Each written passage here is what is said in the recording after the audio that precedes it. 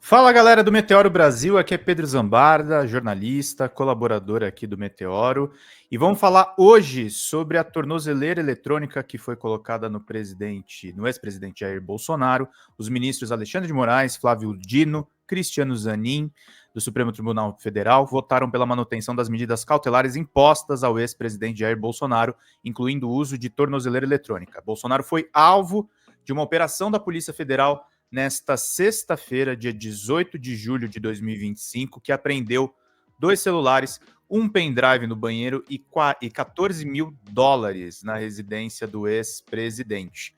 As medidas cautelares incluem o uso de tornozeleira eletrônica, ele é barrado também de utilizar as suas redes sociais e possui outras restrições, inclusive de trânsito. Para comentar esse assunto, a gente chama provavelmente um dos maiores juristas do Brasil, maior em produção acadêmica no mundo, um dos maiores do mundo, e o maior certamente dentro do Brasil, que é o professor Lênio Streck, professor da Unicinos e colunista do Conjur. Eu vou trazer a vinheta e a gente vai trazer o Lênio novamente para conversar conosco aqui no Meteoro. Vamos lá.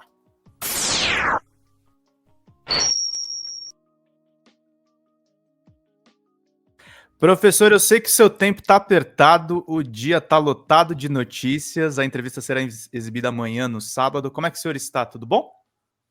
Tudo bem, tranquilo. Tornozeleira mecânica no Bolsonaro, professor, demorou muito, demorou mais do que a delação do Mauro Cid, ou veio no momento certo, quando o Brasil é atacado pelo Donald Trump? A tornozeleira, ela é uma alteração, né, de alguns anos para cá, que substitui a prisão preventiva, né? Por exemplo, a possibilidade dos sujeitos fugir, o perigo da fuga ou da continuidade do crime, né? Então, cada uma dessas medidas tem uma fundamentação e um objetivo. Ele poderia ser preso, né? Mas eu acho que politicamente também, porque o direito tem que ser examinado, né, com toda essa cautela, porque o direito não é feito por anjo e também não é neutral, né? Então é evidente que sempre uma aplicação tem que examinar a conjuntura e a conjuntura mostra que talvez a prisão transformasse o Bolsonaro numa espécie de vítima do sistema ou algo assim.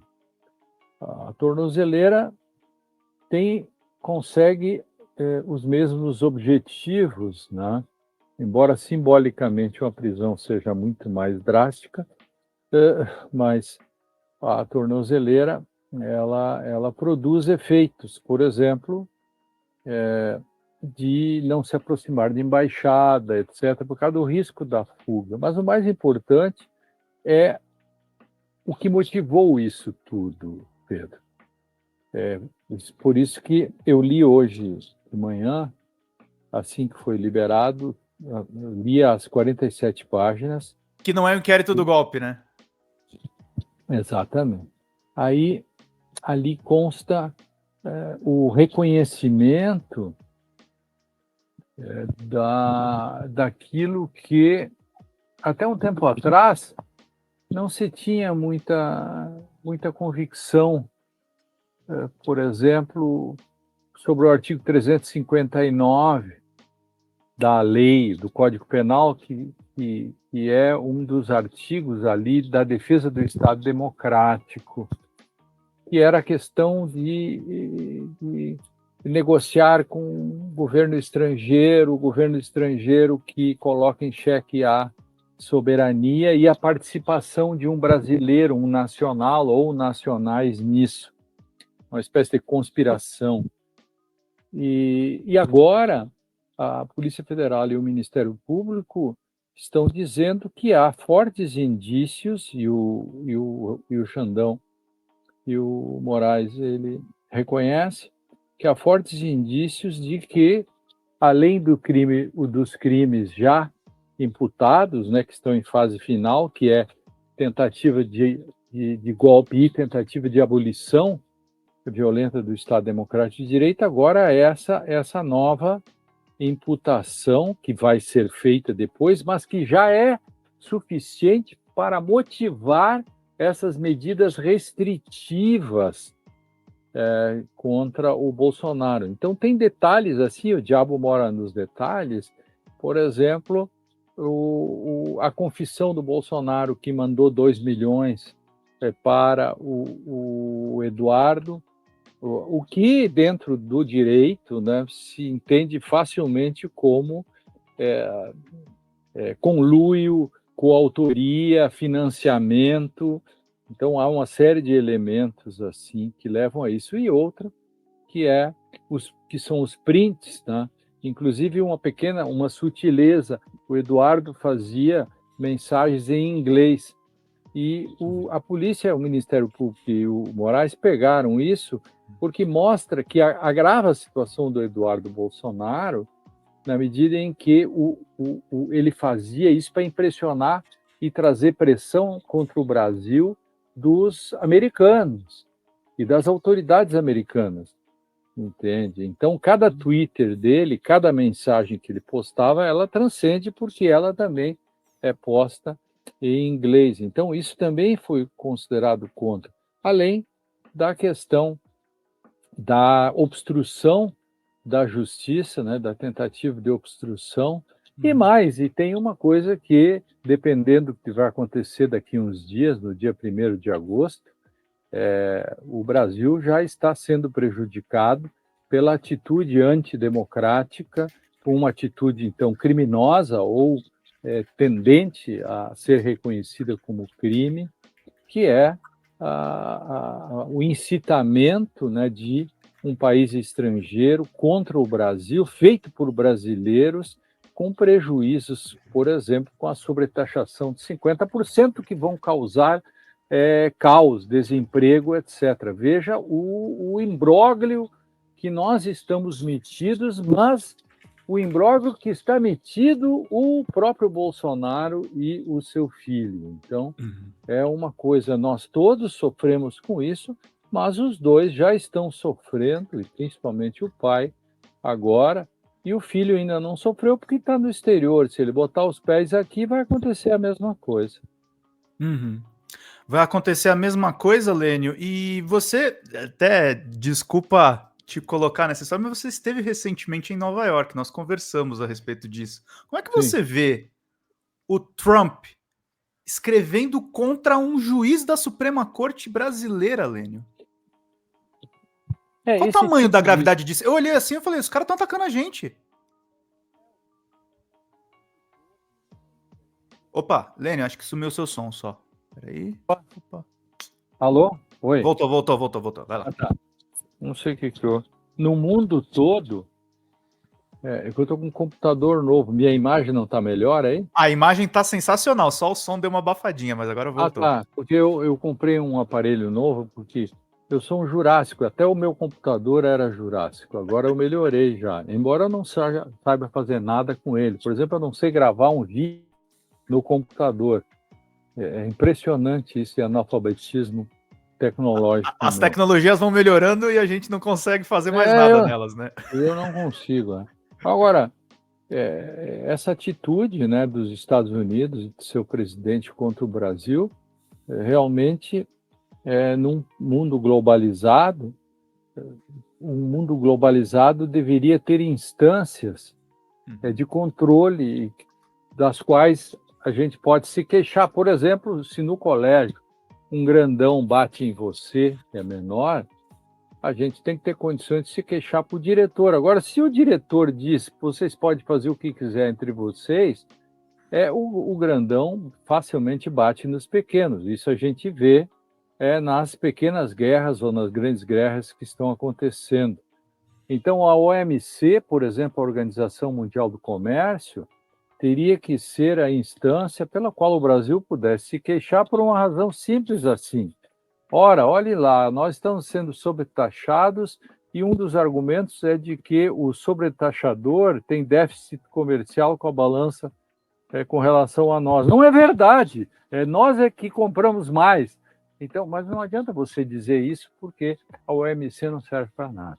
É mais ou menos como a ONU, também não serve para nada.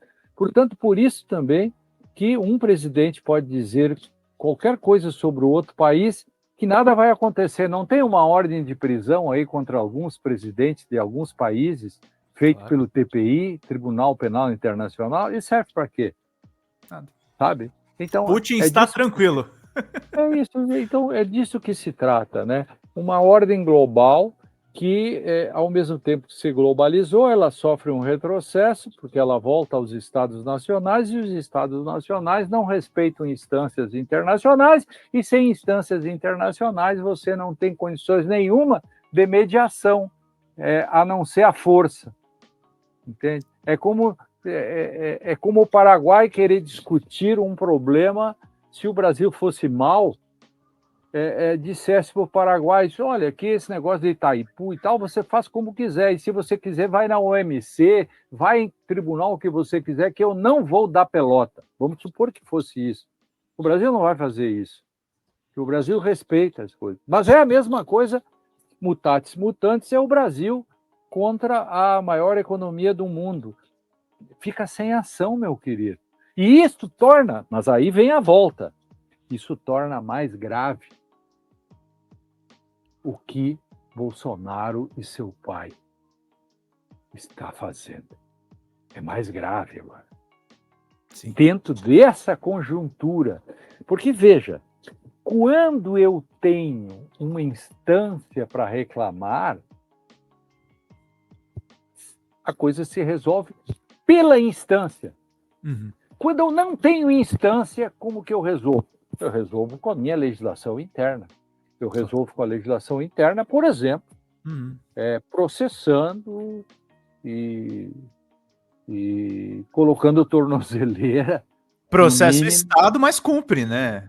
Mas cumpre, exato. Então é disso que se trata, né? Uhum. Não, ele na verdade, ele está pedindo a destruição do sistema de justiça, ele é um traidor, né? Mas se nós pegarmos tudo que eles já disseram, é muito pior.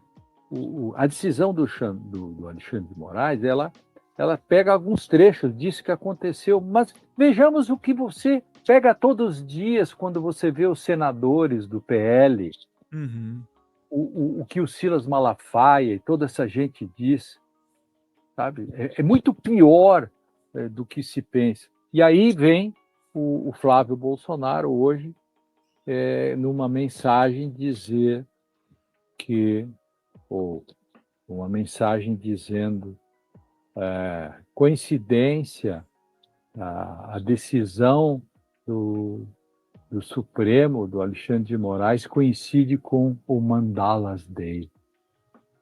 O Mandala. Comparando. Coitado do Mandela, né? Coitado o Mandela, aliás. O Mandela. O Mandela ficou 25 anos preso. O Mandela foi o responsável pelo ressurgimento da África depois que ele saiu de 25 anos na cadeia. O Mandela da luta armada de esquerda na África do Sul, eles apagam isso. Isso, o Mandela, que lutou por todos os seus meios que tinha num regime de apartheid. Será que as pessoas no Brasil sabem o que é apartheid? As pessoas sabem em que existia uma torneira para negros e torneira para brancos, e que Estado tinha como política oficial o racismo? As pessoas não sabem disso. E quem lutou contra isso se chama Mandela, que ficou 25 anos preso. E aí o Flávio Bolsonaro vai falar em Mandela Day, de que coincidiu com Mandela Day. Nós estamos no FEBEAPA, no Festival de Besteira que assola o país. Né? Totalmente. E Lênio, Você tem sido, das análises que a gente vê no meio jurídico, você tem sido, acho que o que eu defino, o cara mais realista de todos, e até você joga também um pouco com pessimismo, porque você conhece o bicho que é o judiciário brasileiro. As pessoas. Agora a internet tá entupida de memes, as pessoas estão tirando sarro da situação do Bolsonaro, tá todo mundo ficando um pouco mais feliz. Tem uma coisa também que esse caos internacional antecipou 26, e o Lula muito inteligentemente pegou esse evento já para lançar o tema da eleição do ano que vem. Dá para ficar mais otimista ou você recomendaria cautela aos nossos companheiros? Muita cautela, muita cautela. Não dá para ficar otimismo. Esse é um país conservador. A extrema-direita fez todo o estrago até hoje.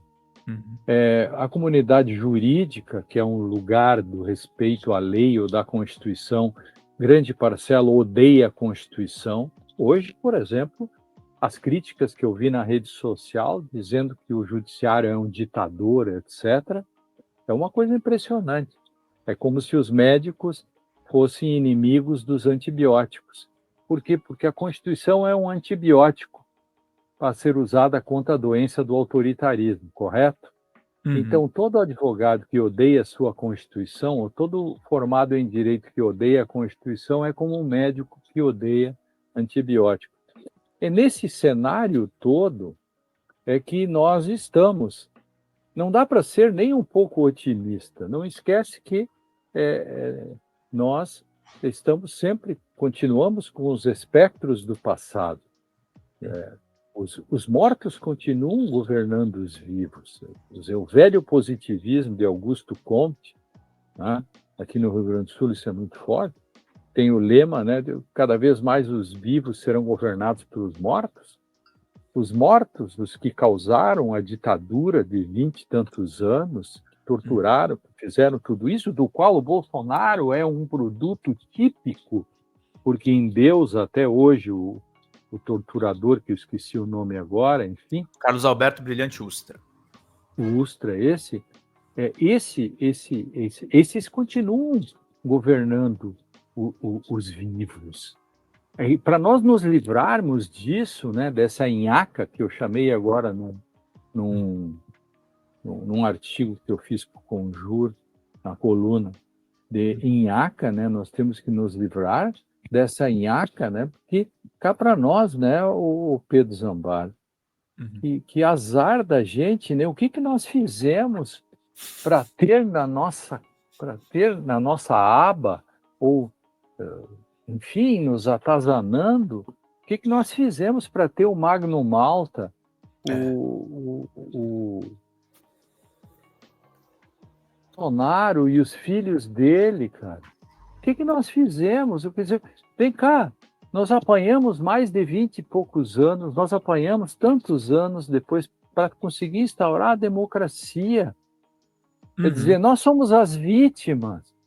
Sim. E de algum modo, a história não nos faz justiça, sabe? Ela produz, de algum modo, né? Claro que muita gente errou de não ter feito as coisas certas. Por exemplo, o próprio Supremo, que poderia ter considerado inconstitucional a lei da anistia em 2011, ali foi um erro, sabe? Então, esses pequenos detalhes que acontecem, parte da esquerda que apoiou os atos de 2013 e ali estava o ovo da serpente, né? Veja, por exemplo, que... Com aquela medida do Ministério Público, né, que deu plenos poderes a todos eles. O do Ministério Público e o que dizer, por exemplo, que o PSOL, por exemplo, vamos só para nominar, estou dizendo que a história depois, como a história nos prega peças, né? Lembra a foto dos deputados do PSOL, inclusive aqui com a Luciana Genro, né? Junto com o deputado Bretas, o juiz. O juiz Bretas, que agora está aposentado por incompetência, lá o quê, está expulso, mas está recebendo salário.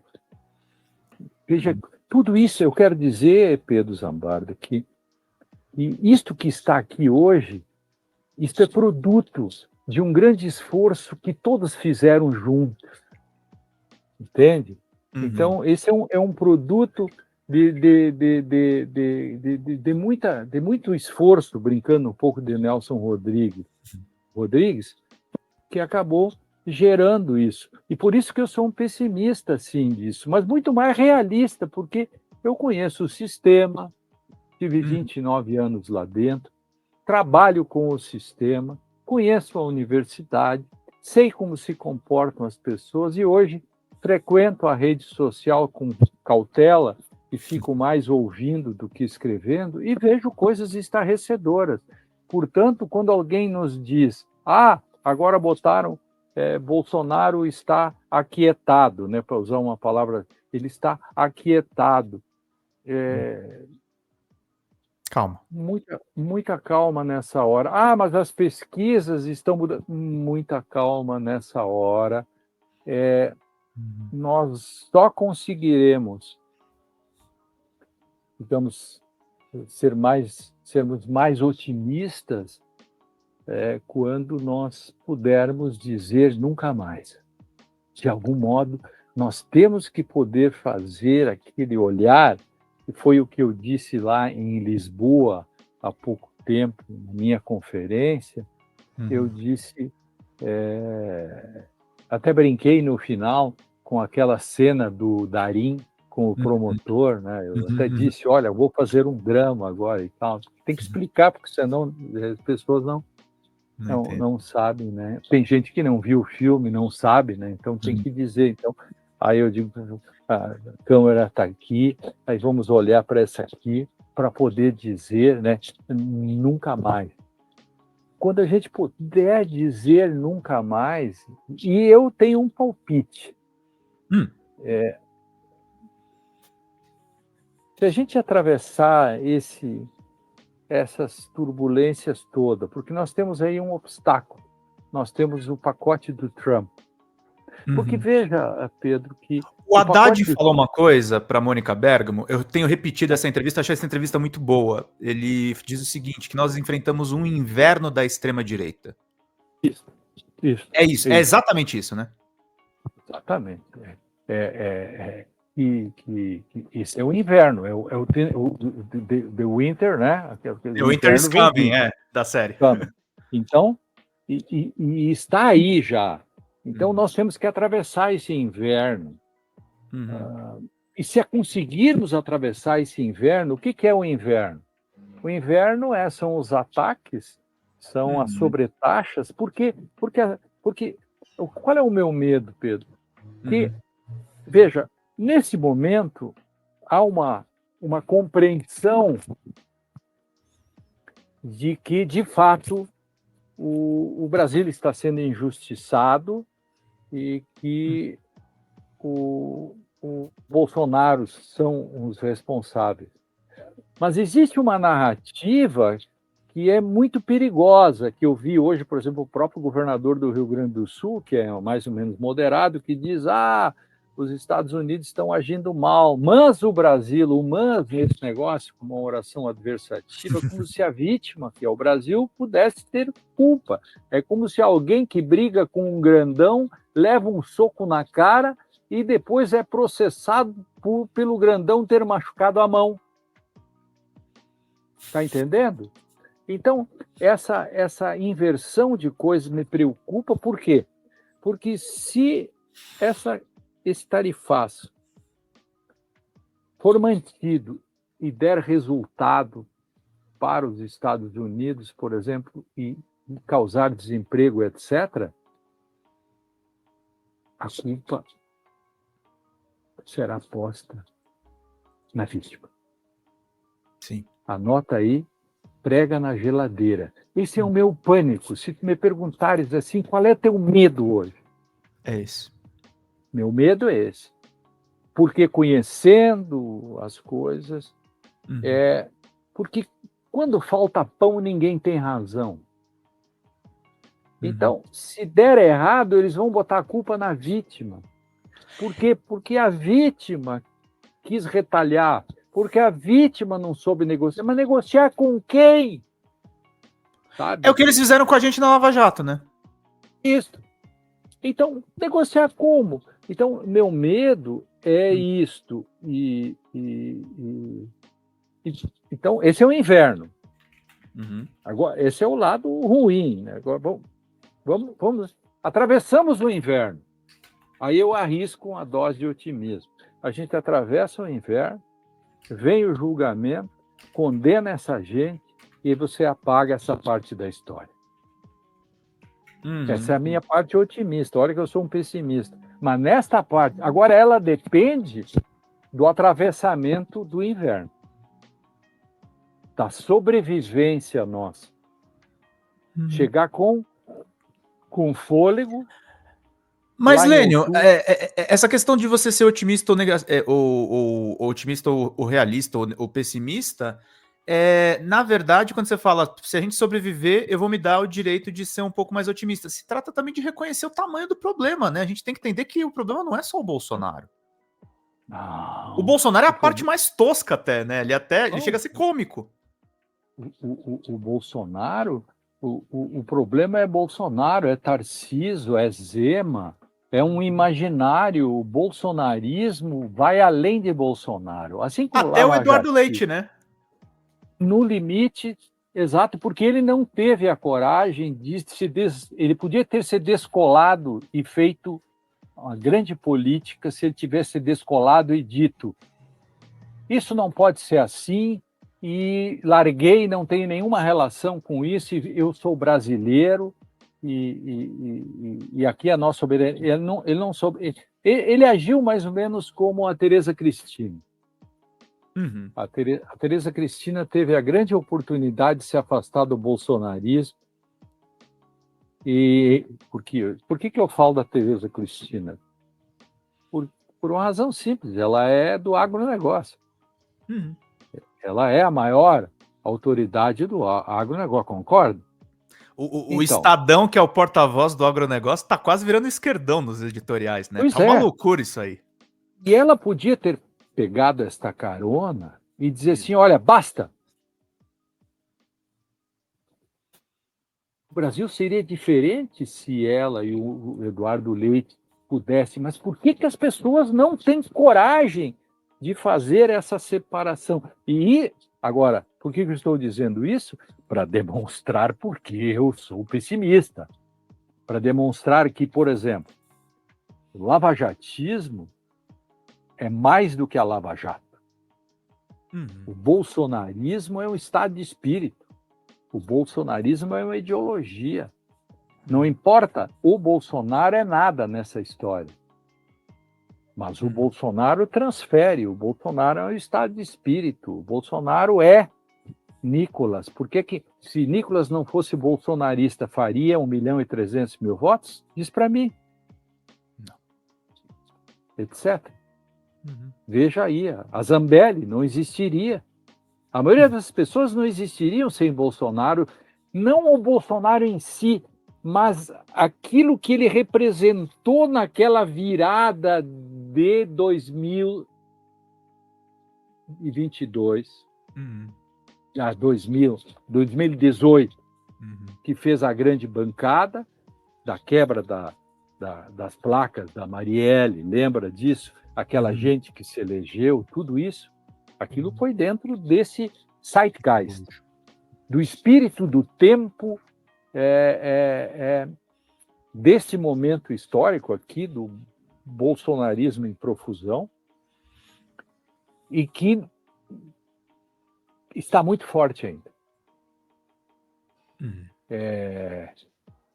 Um dado mais objetivo e mais simplório do mundo, que é empírico, que você quase toca nele. Com tudo isso que aconteceu, com tudo que aconteceu, as pesquisas ainda mostram que Bolsonaro tem 40, 30 e tantos por cento de votos. Ponto. Que alguém me explicar isso, vai entender o suco do Brasil. O que é o suco do Brasil? É isso.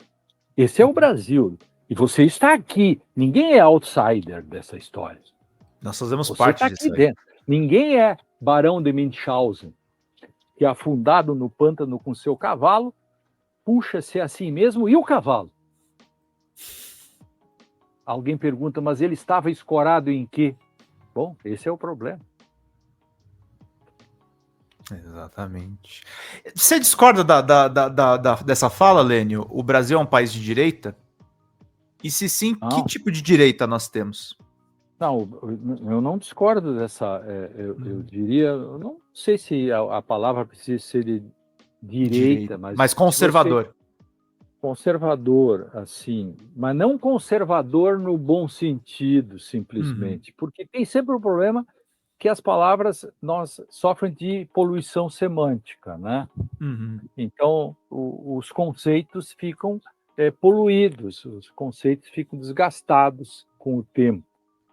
Então, a palavra democracia é usada pelo Bolsonaro e pelo Lula. A palavra, a palavra liberdade, olha como os bolsonaristas usam, o Trump usa, etc., etc. E olha como nós usamos. Então, mas o que é liberdade? Entende? Ela ficou poluída porque são palavras que sofrem de anemia significativa. As palavras são anêmicas e elas são injetadas com sangue, etc. E elas se prestam a um pouco do Humpty Dumpty, né? Aquele personagem de Alice, País das Maravilhas. Quando a palavra é assim, polissêmica e ainda por cima fica poluída, eu posso dar às palavras o sentido que eu quero. Você pode celebrar o seu desaniversário. Você pode ter 364 desaniversários e pode por quê? Porque eu dou às palavras o sentido que eu quero. Eis aí uma grande questão que eu lhe dou, diz o Humpty Dumpty para Alice. Mesmo que a Alice tenha os fatos na mão dela e diz não pode ser assim, ele diz pode, porque eu posso dizer, porque tenho o poder de dizer. Veja o que nós estamos colocando isso dentro daquilo que é a poluição semântica. Então, por que o Brasil é um país de direita? Predominantemente de uma ideologia anti-esquerda. Se ela é direita no sentido clássico, não. Ela é de extrema direita no sentido clássico, não. Ela é uma espécie de conceito turvo, que ela pode ser identificada mais pelo que ela não é do que pelo que ela é. Tanto é que grande parcela que se identifica com o bolsonarismo simplesmente é anti-esquerda. Então a gente identifica muito mais pelo que pelo que ela rejeita do que pelo que ela aceita. Então, nesse sentido de anti-esquerda, de antiprogressista, de anti-direitos sociais e uma série de coisas, é que o Brasil, lamentavelmente, quando a maioria da população funciona desse modo, é assim. Por isso que não atire a primeira pedra, e eu não quero criar uma treta com a frase que eu vou dizer, mas assim, eu às vezes as pessoas até fazem gozação ou no campo, há uma disputa no campo da esquerda quando dizem assim, ou no campo progressista, de que não se pode trazer aquele conceito de pobre de direita, sabe? Foi inventado, acho, pelo Gessé. Cara, eu não quero criar uma polêmica nisso, mas eu diria assim, vou ser cauteloso, eu não atiraria a primeira pedra no conceito. eu refletiria ele dentro desse contexto que nós estamos falando aqui, com cautela, dizendo, eu não discordaria no primeiro momento, não rejeitaria, olhando, por exemplo, um país que tem uma população predominantemente pobre e que, ao mesmo tempo, elege, por exemplo, o próprio Bolsonaro. Está entendendo? Sim. E... eu queria te fazer até uma pergunta nesse sentido. Você assistiu Apocalipse nos Trópicos, da Petra Costa? Não, ainda não. Não, eu também não assisti, mas eu tava... esse é sobre a questão da religião, não é? Da religião, e eu ia te falar Tá. uma coisa, eu nem quero fazer aqui uma crítica ao documentário, mas tem uma crítica que já tá rolando, Lênio, que pastores foram consultados, e ela cortou muito material no filme e centrou muita coisa no Silas Malafaia. E o que o pessoal tá falando é que é o seguinte, e tem muita gente progressista que adorou o documentário, achou, nossa, é o relato definitivo, mas aí, adotando o seu pessimismo cautelar, o pessoal falou, então, tá parecendo mais uma propaganda pro Silas, ou realmente continuar mantendo uma distância do público evangélico, e você não teria que virar evangélico para se aproximar, mas a gente precisa dialogar, essas pessoas estão na sociedade, essa religião é relevante dentro da sociedade, do que a gente sentar e conversar com elas e falar, e aí? A gente vai continuar dando poder para pessoas desse tipo? E tem um dado positivo do IBGE agora, o número de neopentecostais parou de crescer. Não é agora da gente sentar e dialogar? Pegando o que você acabou de falar do GC? E outra, né, o pentecostalismo e o neopentecostalismo tem diferenças, inclusive, entre o pentecostalismo, o neopentecostalismo e os evangélicos. Sim. Há uma série de questões, por exemplo, evangélicos necessariamente não são pentecostais, que talvez não são neopentecostais.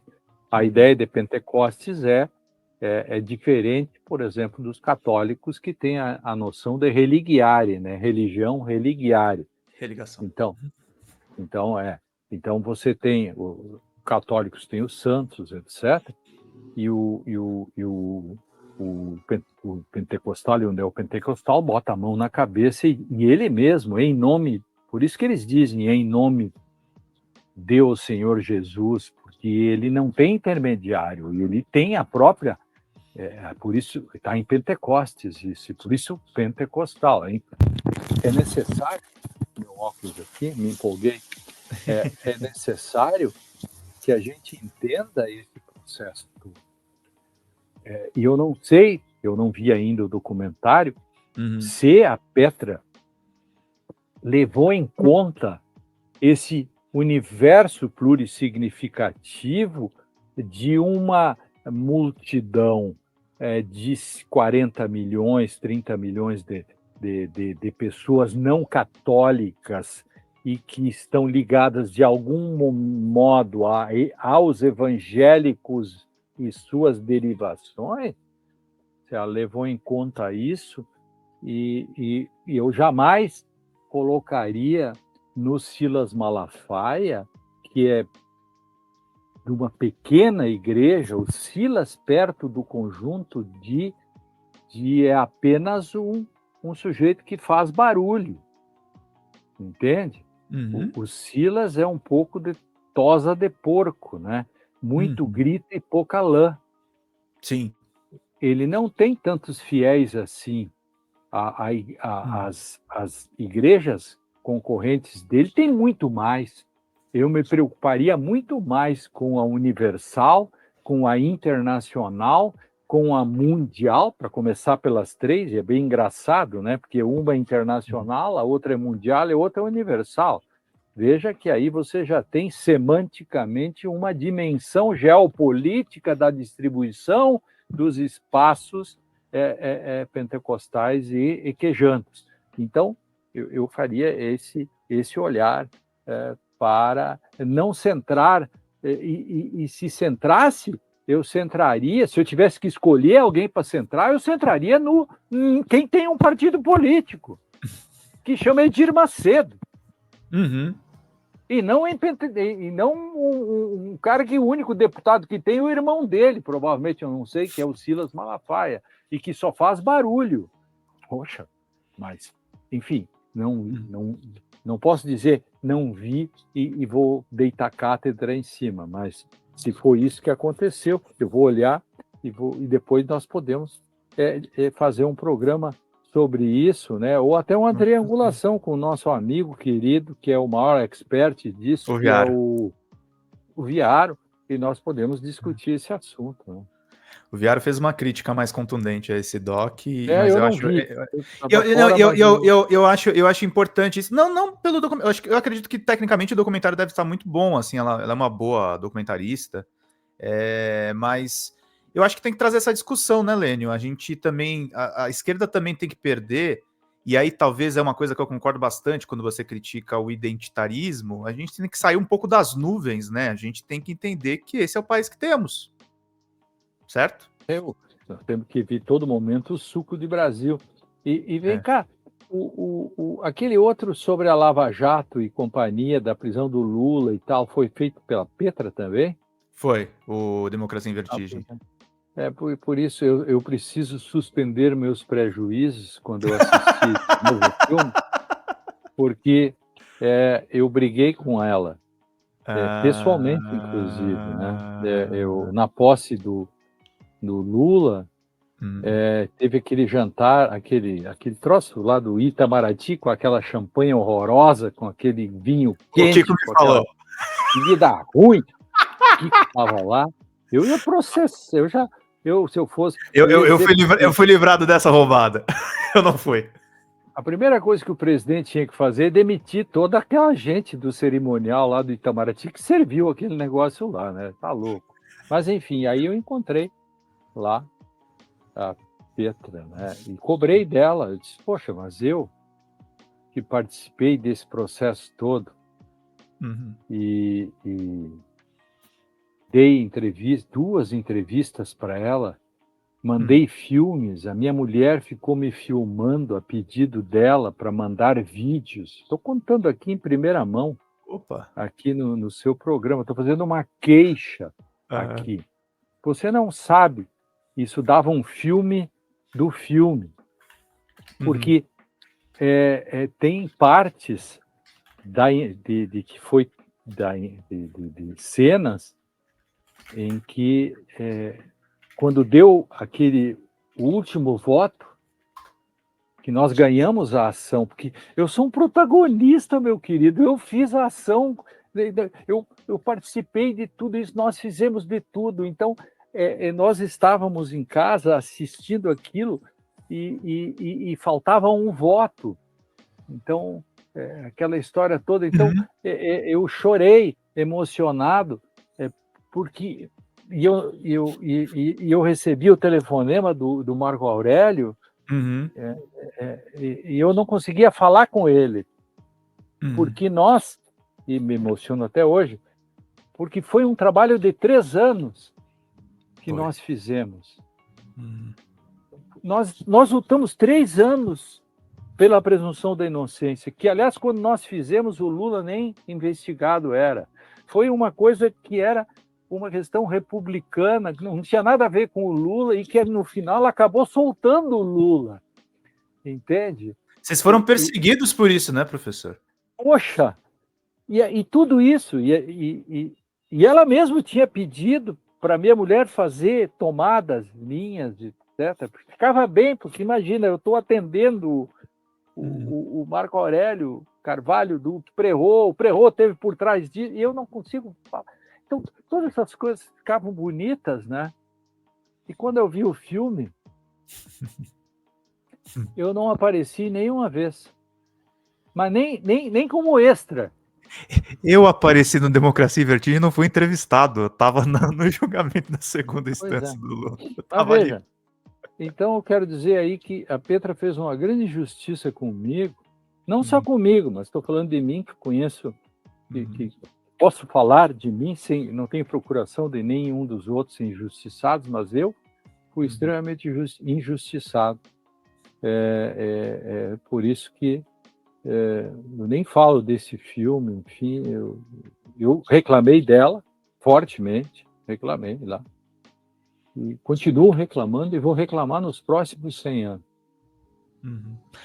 A emoção que você teve no dia da mudança de jurisprudência enfim, depois o processo que libertou o presidente Lula, o que falta acontecer no judiciário para te comover igual daquela vez? Vai ser difícil.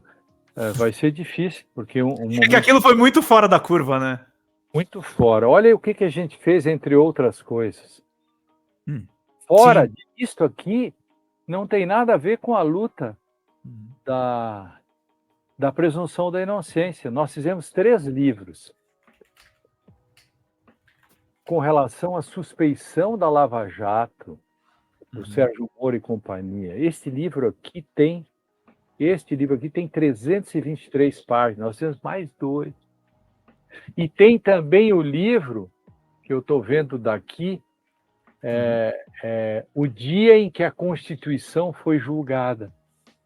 Nesse, eu sou um dos organizadores, nós contamos a luta de 3 anos para chegar naquele resultado, né, que foi o final, que nós ganhamos a questão da presunção da inocência.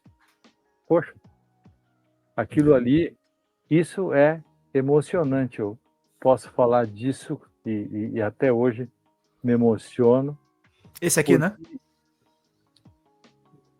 Isto. Isso. Exatamente. Ali, ó. Juliane Breda e eu fizemos isso. Então,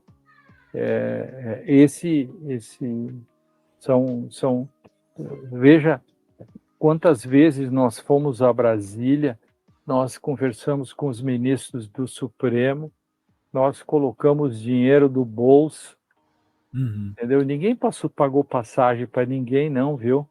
Não tinha ninguém que pagasse a passagem. Hospedagem caríssima em Brasília. Poxa, tudo isso nem dá para... Eu não sei, botando na ponta do lápis hoje, quanto que eu gastei para ser advogado nessa causa republicana. E também na luta pela suspeição do Sérgio Moro. E a gente está vendo que nós tínhamos razão desde o primeiro dia. Aliás, no dia 15 de março, ou 16 de 2015, já se passaram 10 anos, eu fiz o debate com o Sérgio Moro. E disse para ele: com juízes como você, a democracia corre risco. Cara, que distopia, que acerto que eu fiz. Esse inverno que nós estamos passando ainda decorre daquele momento em que o Sérgio Moro chegava num congresso de 2.000 pessoas, chegava cheio de seguranças, como se fosse um popstar, para dizer platitudes, muito aplaudido também. E eu, ali, disse para ele, ó, eu sei o que você fez no verão passado e o inverno que nós vamos passar se você continuar. Ele continuou e nós demoramos tantos anos. Ele ganhou. Por que ele ganhou? Ele virou senador da República, virou ministro e virou senador da República. Nós ganhamos também. A questão é, se você me perguntar, mas ganhamos mesmo? Aí voltamos à tua pergunta inicial. Podemos ser otimistas? Aí volto de novo à questão. Vai depender desse novo elemento chamado Donald Trump, etc., e como que nós vamos chegar até o julgamento final desse processo. Tá, meu querido amigo? Tá certo, meu querido amigo.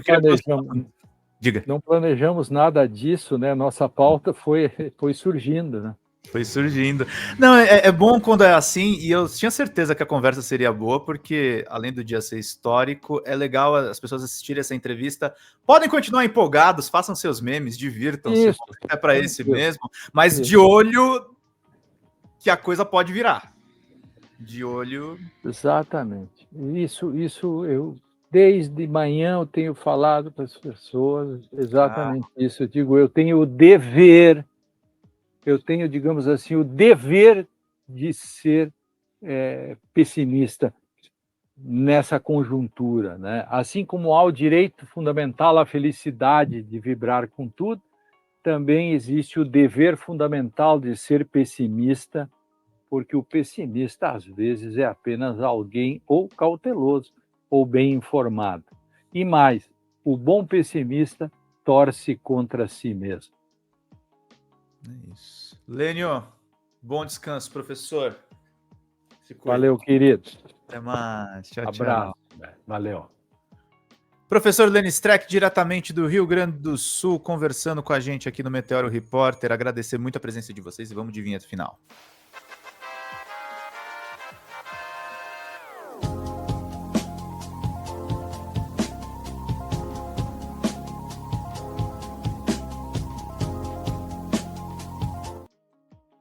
Vida longa e próspera, gente. Até mais. Tchau, tchau.